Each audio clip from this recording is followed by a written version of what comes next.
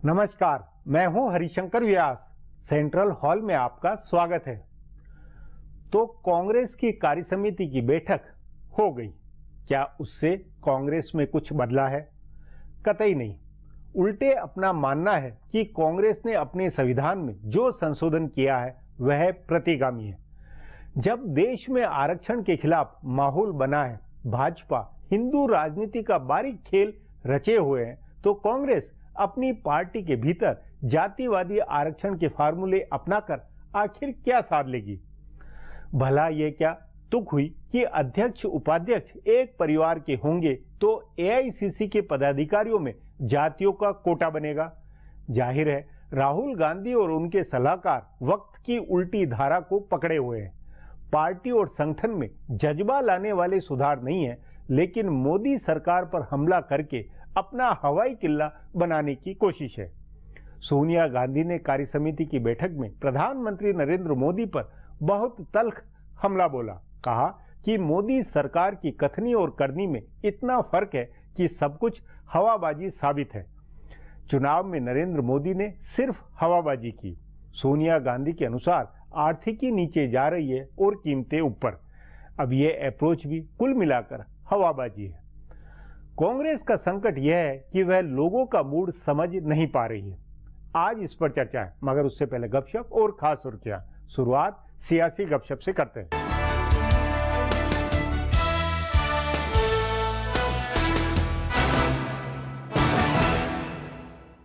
Janata Dal you के राष्ट्रीय अध्यक्ष शरद यादव 30 सितंबर को गैर भाजपा और गैर कांग्रेस सेकुलर पार्टियों की एक बैठक कर रही हैं। ममता बनर्जी ने जिस संघीय मोर्चे की पहल की थी, ये उसी की आगे की कड़ी है। इसलिए ये तय माना जा रहा है कि ममता बनर्जी इसमें हिस्सा लेंगी। उनके अलावा दिल्ली की राजनीति में एक ठिकाना खोज रहे नेशनल कॉन्फ्रेंस के नेता उमर अब्दुल्ला भी इस बैठक में शामिल होंगे। मुलायम सिंह की पार्टी के साथ बिहार में जिस अंदाज में गठबंधन टूटा है, उसके बाद ये उम्मीद नहीं की जा सकती है कि वे इस बैठक में शामिल होंगे। वैसे भी वे जनता परिवार की पार्टियों के साथ दूरी दिखा रहे हैं। उनको पता है कि दिल्ली में एक साथ दिखे तो बिहार की राजनीति में बड़ी किरकिरी होगी। जानकार सूत्रों का कहना है कि वे अपनी पार्टी से किसी दूसरे नेता को भी इसमें नहीं भेजेंगे। पिछली बार जब इस जमात के नेता दिल्ली में मिले थे, तब शरद पवार ने अपने घर पर सबको बुलाया था, लेकिन अरविंद केजरीवाल उसमें शामिल होने नहीं गए थे। मुलायम सिंह और शरद पवार की मौजूदगी में वे किसी बैठक में हिस्सा नहीं लेना चाहते। जिन कारणों से मुलायम सिंह 30 सितंबर की बैठक में नहीं शामिल होना चाहते हैं, ठीक उन्हीं कारणों से संभव है कि पवार की पार्टी भी नहीं शामिल हो। अगर ये दोनों नेता नहीं आते हैं तो संभव है कि केजरीवाल इस बैठक में हिस्सा लें।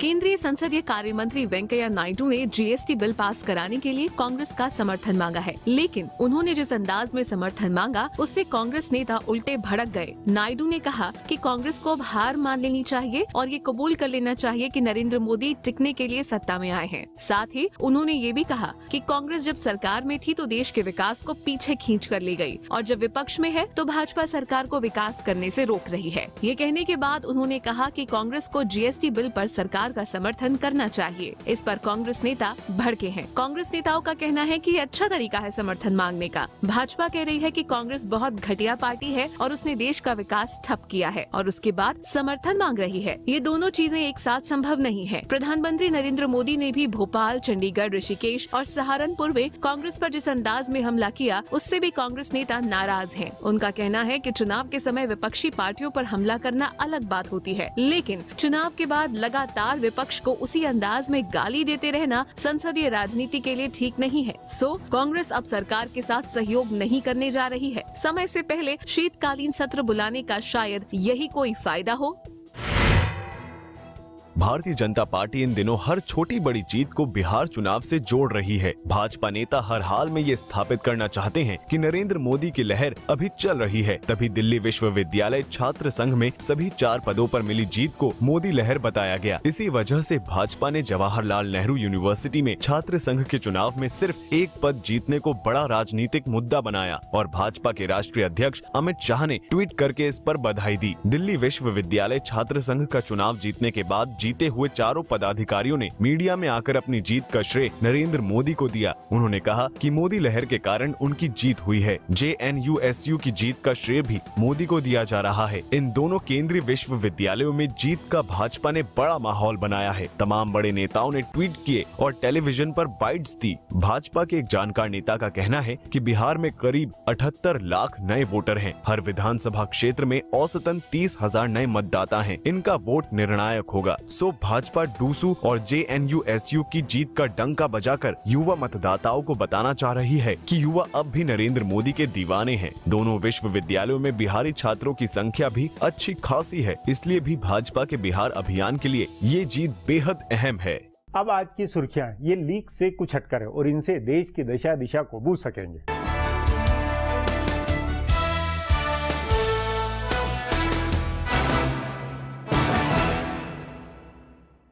काफी माथापच्ची के बाद बिहार विधानसभा चुनाव के लिए एनडीए ने आज घटक दलों के बीच सीटों के बंटवारे का औपचारिक ऐलान कर दिया। भारतीय जनता पार्टी के राष्ट्रीय मुख्यालय में पार्टी अध्यक्ष अमित शाह ने एक प्रेस कॉन्फ्रेंस करके बिहार विधानसभा चुनाव के लिए एनडीए के बीच सीटों के बंटवारे की घोषणा की। शाह ने कहा कि भारतीय जनता पार्टी बिहार विधानसभा के 243 सीटों में 160 सीटों पर चुनाव लड़ेगी, जबकि रामविलास पासवान की लोजपा 60 सीटों पर, उपेंद्र कुशवाहा की RLSP 23 सीटों पर और जीतन राम मांझी की पार्टी हम 20 सीटों पर चुनाव लड़ेगी। शाह की कॉन्फ्रेंस में लोजपा प्रमुख रामविलास पासवान, RLSP के राष्ट्रीय अध्यक्ष उपेंद्र कुशवाहा और हम के राष्ट्रीय अध्यक्ष जीतन राम मांझी भी शामिल थे। अमित शाह ने कहा कि सीटों के बंटवारे को लेकर एनडीए में कोई वाक्य युद्ध नहीं है। शाह ने कहा कि मुख्यमंत्री के बारे में चुनाव के बाद एनडीए के विधायक निर्णय करेंगे। साथ ही उन्होंने कहा कि बिहार चुनाव प्रधानमंत्री नरेंद्र मोदी के नाम पर लड़ा जाएगा और वही मुख्य प्रचारक होंगे।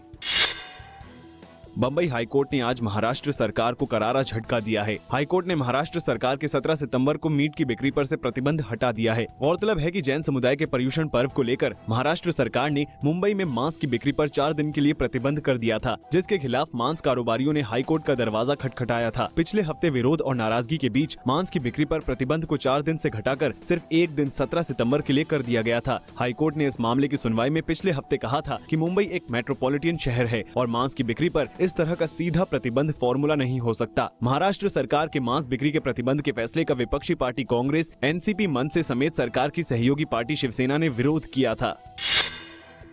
संघ प्रमुख मोहन भागवत ने हिंदू मान्यताओं और धार्मिक मूल्यों की वैज्ञानिक दृष्टिकोण के मुताबिक समीक्षा किए जाने की अपील करते हुए कहा कि जिन मूल्यों का कोई वैज्ञानिक आधार नहीं है उन्हें छोड़ दिया जाना चाहिए। जयपुर के एक कार्यक्रम में संघ प्रमुख ने कहा कि गलत रूढ़ियों को नकारते हुए शाश्वत जीवन मूल्यों के आधार पर दुनिया से अच्छी बातों को स्वीकार करने की भारत की परंपरा रही है। भागवत ने कहा कि सभी मुद्दों व समस्याओं को हिंदू जीवन के दर्शन की कसौटी पर देखा जाना चाहिए। उन्होंने कहा कि हिंदू जीवन स्त्री और पुरुष को एक ही तत्व की 2 भिन्न अभिव्यक्तियों की तरह देखता है और इसका जोर एकता की ओर है, न कि समानता की ओर। भागवत ने कहा कि केवल हिंदू धर्म में ही संतुलित तरीके से सृजन व निर्माण को आगे बढ़ाने की काबिलियत है। मार्क्सवादी कम्युनिस्ट पार्टी के महासचिव सीताराम येचुरी ने केंद्र में सत्तारूढ़ भाजपा और पश्चिम बंगाल में सत्ताधारी पार्टी तृणमूल कांग्रेस पर हमला करते हुए दोनों पार्टियों पर साझा राजनीति करने का आरोप लगाया। येचुरी ने कहा कि दोनों पार्टी की मैच फिक्सिंग कभी भी लाल झंडे को देश से बाहर नहीं कर सकती। उन्होंने कहा कि इस बात के सबूत हैं कि भाजपा और तृणमूल कांग्रेस के बीच मैच फिक्सिंग है। येचुरी ने कहा कि तृणमूल कांग्रेस को शारदा घोटाले में भाजपा की जरूरत है, जबकि संसद में जन विरोधी नीतियों को पारित कराने के लिए भाजपा को तृणमूल की जरूरत है। येचुरी ने कहा कि इनकी सुविधा की राजनीति के कारण बंगाल के लोगों को अत्याचार का सामना करना पड़ रहा है, लेकिन इन खतरों से लड़ने के लिए वामपंथी पार्टियों में एकता जरूरी है और सबको एक साथ चलना होगा। फिलहाल अब एक ब्रेक है, फिर खुलासा होगा।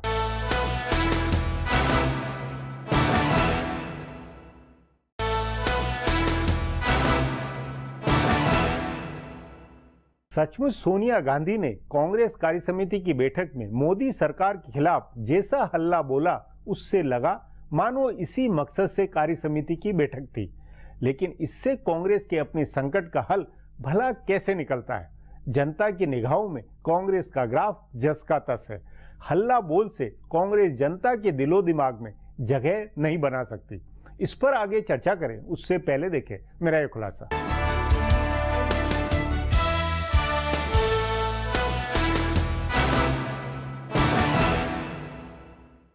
कांग्रेस पार्टी की कार्य समिति की बैठक का बहुत दिनों से इंतजार था। संसद के बजट सत्र के दूसरे चरण में जब राहुल गांधी 56 दिन की छुट्टी मनाकर लौटे थे, तब से अंदाजा लगाया जा रहा था कि किसी दिन कार्य समिति की बैठक होगी और राहुल गांधी को अध्यक्ष बनाने का फैसला कर लिया जाएगा। लेकिन सारी हाइप धरी की धरी रह गई। कार्य समिति की बैठक हुई और उसमें सोनिया गांधी का कार्यकाल 1 साल बढ़ा दिया गया। संगठन चुनाव 1 साल के लिए टाल दिए गए। इस बैठक में एक अहम फैसला ये हुआ कि कांग्रेस संगठन में आधी सीटें एससी, एसटी, ओबीसी और महिलाओं के लिए आरक्षित होंगी। बताया जा रहा है कि ये राहुल गांधी का फॉर्मूला है। वे काफी समय से इसकी मांग कर रहे थे। तभी सवाल है कि क्या आरक्षण के फॉर्मूले से राहुल गांधी कांग्रेस संगठन का कायाकल्प करना चाह रहे हैं? ये भी सवाल है कि क्या जब कांग्रेस के 2 शीर्ष पदों पर गांधी परिवार के लोग रहेंगे तो आरक्षण वाली बात लोगों के गले उतरेगी? कांग्रेस का ये फॉर्मूला प्रतीकात्मक रूप से भले आकर्षक दिख रहा हो, लेकिन जमीनी स्तर पर इसका कोई खास असर नहीं होने वाला है। इसका कारण देश और राज्यों की बदली हुई राजनीति है। अब ज्यादातर राज्यों में स्वाभाविक रूप से पिछड़ा और दलित नेतृत्व उभर रहा है। भाजपा ने इन समूहों के नेतृत्व को बढ़ावा दिया है। प्रधानमंत्री पद पर ओबीसी नेता के होने का हल्ला भाजपा ने मचाया है। ज्यादातर प्रादेशिक क्षत्रप इन्हीं समूहों से आते हैं। ऐसे में राहुल गांधी का आरक्षण का फॉर्मूला कामयाब होगा, इसमें संदेह है। प्रधानमंत्री नरेंद्र मोदी पर लगातार हमले करने का फॉर्मूला जरूर अभी तक कामयाब दिख रहा है, लेकिन उसकी भी कामयाबी स्थायी नहीं है। यह जमीनी स्तर पर कांग्रेस की किस्मत बदलने वाली नहीं है। उससे सनसनी बनती है और खबरों में सुर्खियां बन जाती हैं, लेकिन उससे कांग्रेस का काडर उत्साहित हुआ है या कांग्रेस की वापसी का रास्ता बनने लगा है, ऐसा नहीं कहा जा सकता।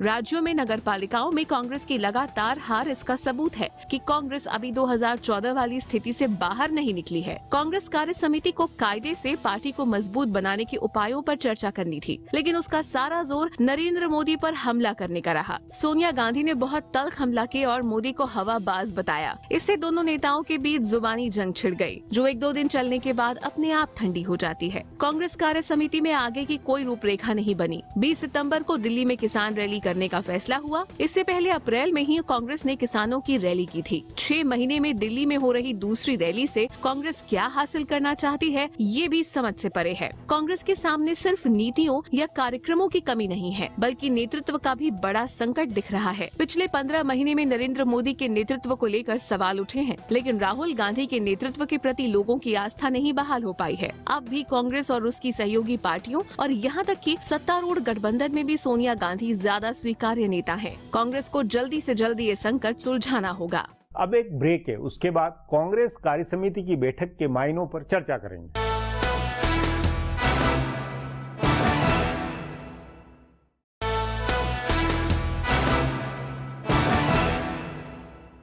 कांग्रेस की कार्य समिति की बैठक में पार्टी संविधान में कुछ संशोधन हुए। सोनिया गांधी की अध्यक्षता 1 साल के लिए बढ़ गई।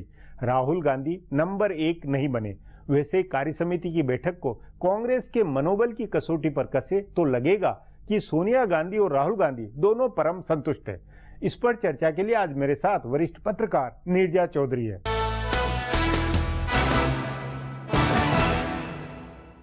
नीरजा जी, कांग्रेस कार्य समिति की बैठक में सोनिया गांधी ने यह आरोप लगाया कि नरेंद्र मोदी और उनकी सरकार कुल मिलाकर हवाबाजी है, लेकिन कार्य समिति की बैठक का कुल लब्बो-लुआब ये है, तो क्या ये नहीं लगता है कि कांग्रेस भी हवाबाजी के मोड में ज्यादा है? देखिए कि कांग्रेस को भी जो कार्य समिति का मेन मकसद था, हवाबाजी तो ठीक है कि नरेंद्र मोदी बोलते जा रहे हैं, जो आम जनता भी आज कह रही है, और डिलीवरी कितनी हो रही है, तो उसी चीज को वो कैच कर रहे हैं। लेकिन मोटा मोटा जो मकसद था कि वो संशोधन लाएं जिनकी वजह से ऑर्गेनाइजेशनल इलेक्शंस 1 साल आगे हो जाएं, जिनकी वजह से सोनिया गांधी 1 साल और रहे, कंटिन्यू रहे, और एक बहुत लेजिटिमेट तरीका दिखे उनके रहने का। बट असली सवाल जो उठता है वो ये है कि राहुल गांधी कहा जा रहा था वाइस प्रेसिडेंट है, और जब भी इस साल के अंत में, चाहे बिहार के पहले, बिहार इलेक्शन के बाद, वो अब कमान संभालेंगे।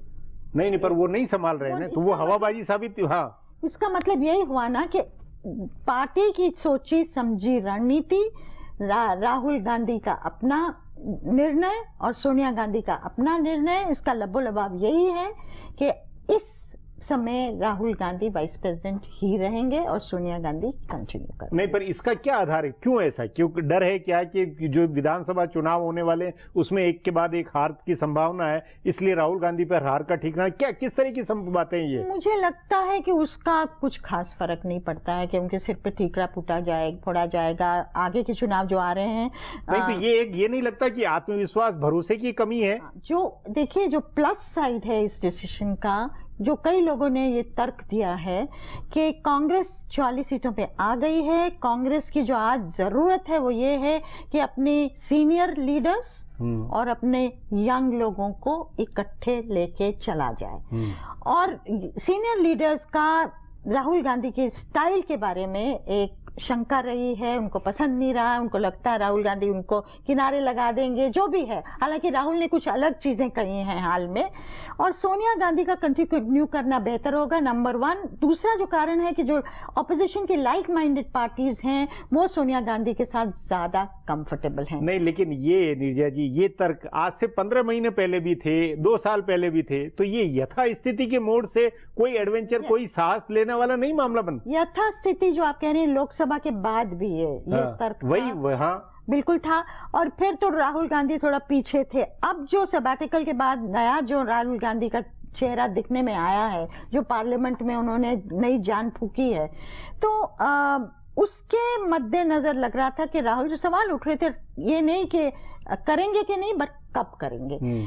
अब जो फ्लिप साइड आपकी है ना, जो आप कह रहे हैं नहीं करने की, जो फ्लिप साइड है, वो एक मैसेज जाएगा कि राहुल गांधी फ्रंट से लीड करने में घबरा रहे, और ये जनता को मैसेज जाएगा। जबकि अभी उनकी आक्रामकता से एक तरह से वो लीडर आगे लीड करने की स्थिति में आ गए थे, फिर वो पीछे एक तरह से कदम पीछे हुआ। हाँ, एक पीछे हटना, ये तो लोग सवाल करेंगे दोबारा कि क्यों नहीं कर रहे हैं, क्या प्रॉब्लम है, क्या सामने नहीं आना चाहते हैं। और इतने समय से सामने नहीं आए हैं, और पिछले 4-5 महीनों में एक नया राहुल गांधी का चेहरा दिख रहा था, अब फिर वापस पुराना चेहरा दिखने लगा है। नीरजा जी, ये नहीं लगता है कि राहुल गांधी और उनके सलाहकार एक पुराने एक ढर्रे में बंधे हुए उसी हिसाब से कर रहे हैं? और खास तौर पे एआईसीसी के पदाधिकारियों में जो आरक्षण किया, ओबीसी और एससी और ये होंगे, ये कोई बेतुकी बात नहीं कि अब जब पिछड़े आरक्षण को लेकर विरोधी माहौल है और 10 तरह की बातें, उसमें वही पुराने फार्मूले जात पात को कांग्रेस अपनाए, ये अजीब नहीं है? नहीं, मुझे लगता है कि जो आरक्षण को लेके मुद्दा है वो बहुत आगे तूल पकड़ेगा। क्योंकि एक तबका पार्टी के अंदर पदाधिकारियों में बनाना, उनमें भी पार्टी के अंदर बनाना भी एक सिग्नल है। अगर एक तबका है समाज का जो सही है, और भाजपा के अंदर और आरएसएस के अंदर भी वो तबका है, वो चाहता है कि आरक्षण को खत्म किया जाए, खत्म नहीं तो एक टाइमलाइन दी जाए, टाइमलाइन नहीं तो क्रीमी लेयर तो जरूर लागू की जाए, और उसका बैकलैश होने वाला है। और वो बैकलैश होगा, वो सारे ओबीसी को समेटेगा, वो दलित को समेटेगा। उस नाते आपके अनुसार कांग्रेस ये तैयारी कर रही है? हो सकता नहीं, हो लेकिन सकता एक तरफ ये तैयारी है, एक तरफ कांग्रेस की ये तैयारी, दूसरी तरफ अध्यक्ष और उपाध्यक्ष का पद अपने परिवार के लिए सुरक्षित रहेगा रिजर्व। वो सवाल उठेंगे। नहीं तो यही तो ये बेतुकापन, कांग्रेस जैसी राष्ट्रीय पार्टी को क्या ऐसे प्रयोग करने चाहिए? कि वो कॉन्ट्रडिक्शन जो है, विरोधाभास जो है, उस पे सवाल जरूर उठेंगे, और उठ रहे हैं आज भी। मैं मानती हूँ कि ये सोनिया गांधी का 1 साल और कंटिन्यू करना पॉलिटिकली सूझबूझ है, क्योंकि इस समय आपको और पार्टीज के साथ मिलके चलना है। 18 साल इन्होंने कांग्रेस प्रेसिडेंटशिप दिया, फॉरेन ओरिजिन की महिला है, ये पार्टी जिसने फ्रीडम स्ट्रगल से किया, उनके पास उनका कोई दूसरा नेतृत्व नहीं बना, और ये आज कांग्रेस का सबसे एक्सेप्टेबल चेहरा है। क्या है ये फिनोमिनन जिसकी वजह से आज ये है, ये यथार्थ है ये। लेकिन नीरजा जी, इस सब से, इस कार्य समिति की बैठक और हाल की जो गतिविधियां, उसमें नरेंद्र मोदी से कैसे फाइट किया जाए, ये कुछ कांग्रेस में रणनीति कुछ समझ बनी है? अग्रेसिवनेस जो पार्लियामेंट में दिखी कि मतलब लड़के सामने आना है, ढील नहीं देनी है, वो एक इंटेंशन कि नहीं होने देना है। लेकिन आप पार्लियामेंट को बार बार इस तरह से नहीं रोक सकते, उल्टा ही पड़ने वाला है। सबसे इंपॉर्टेंट चीज है स्टेट्स में क्या आपकी लीडरशिप आएगी, वहां रिवाइवल होगा, वहां आप लोगों को छूट दे, नेता बनाइए उसको छूट दीजिए ताकि वो ग्रास रूट से काम करना शुरू करे। प्रॉब्लम क्या है कांग्रेस के अंदर, बहुत ही सॉफ्ट पार्टी बन गई है, जिसको मैं कहती हूँ फ्लैबी ड्राइंग रूम पार्टी है। लोगों में जाना इनको शुरू करना पड़ेगा और ऐसे नेताओं को लाना पड़ेगा जो कि दोबारा से पार्टी को खड़ा कर पाए। जी निर्जया जी, बातचीत को यहीं समाप्त करेंगे। प्रोग्राम में आने के लिए बहुत बहुत धन्यवाद। धन्यवाद। हमारा प्रोग्राम अब यहीं खत्म होता है। आग्रह है कि प्रोग्राम पर अपनी राय hsvyas@nayaindia.com पर ईमेल करके बताएं या hsvyas@twitter पर जाहिर करें। सो कल फिर मिलेंगे इसी चैनल पर इसी समय।